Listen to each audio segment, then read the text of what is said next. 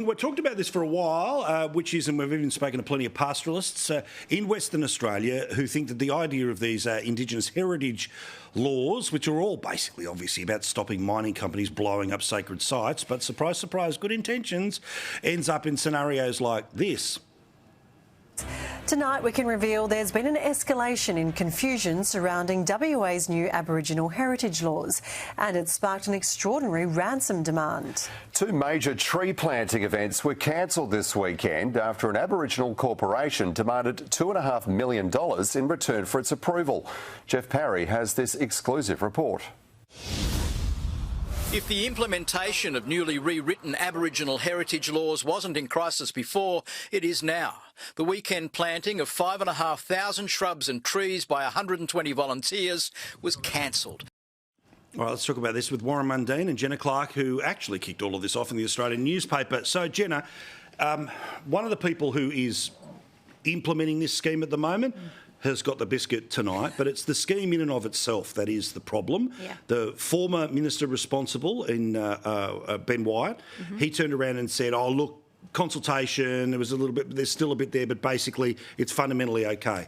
If you can't plant trees in legislation that is about protecting blowing stuff up, then the balance is a bit off. Yeah, and this is the problem. And I think what the West Australian government is really copying now is they're not copying blowback from the opposition, as minuscule as it is and as much as they are banging the drum about it. It's the general public that are going, what on earth is going on with what we are and are not allowed to do with our backyards, our own backyards, because it's for landowners. It's not just farmers, as you've spoken to Tony Seabrook before, who's the Pastoralist Association chair.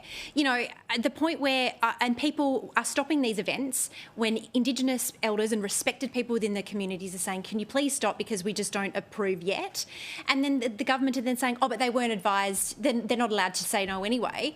And like I was speaking to Shane Van Sturen from Geraldton a couple of weeks ago, and he said, so what are we going to do? Just tell these people to their face, oh, sorry, mate, you know, nick off because we've got the right of way here. That's completely inappropriate for how small communities operate. Well, exactly. Warren, I think in many ways this is going to help move some votes in the direction that you'd like it to be when it comes to the voice. But what do you think about these laws specifically? And is there a way where we can make sure that there's obviously consultation on big projects so sacred sites aren't blown to smithereens, but also communities don't have to double check with computer says no about really easy stuff? Look, as my mum said to me many years ago, that the road to hell is paved with good intentions. Now, it's obviously good intentions in regard to the legislation by the West Australian government, but the practicality of its day-to-day operations is the problem. People don't quite understand what it is.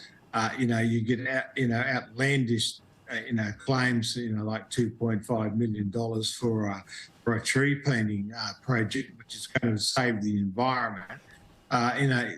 Look, the government has to really go back to basic one and actually start looking at, okay, we've got good intentions in regard to protecting heritage, whether it's Aboriginal or colonial or whatever. Everyone agrees on that. But the way they set it up, it is causing a massive, massive problem. You talk about some of the public reaction. Here's part of what we've been able to see here on Sky News. What's front of mind for everybody? How does it affect their 5-acre block, their 10,000-acre farm? How does it affect them if they're a building contractor? These laws come into effect on July 1. And the lack of consultation has caused confusion and distress. Farmers feel absolutely ambushed by these changes. Now, we can't go and do a self-assessment on these properties and say there's no cultural heritage here if somebody else can come in and say, oh, there's cultural heritage there, it's spirituals. All right, so let's do it quick. How do they fix it?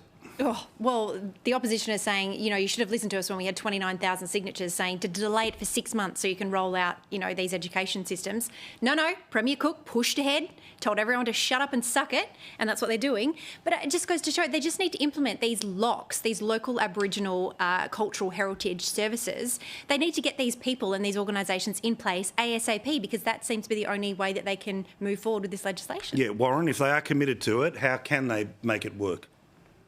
Well, look, first of all, they've got to step back, as Jenna said, and actually have a proper education program. proper consolidative process, and also make sure that people can't be used as extortion, putting a gun to people's head in regard to some of these projects. And so, look, as I said, my mum used to say, good intentions, the road to hell is paved with a lot of them. And this is one of them.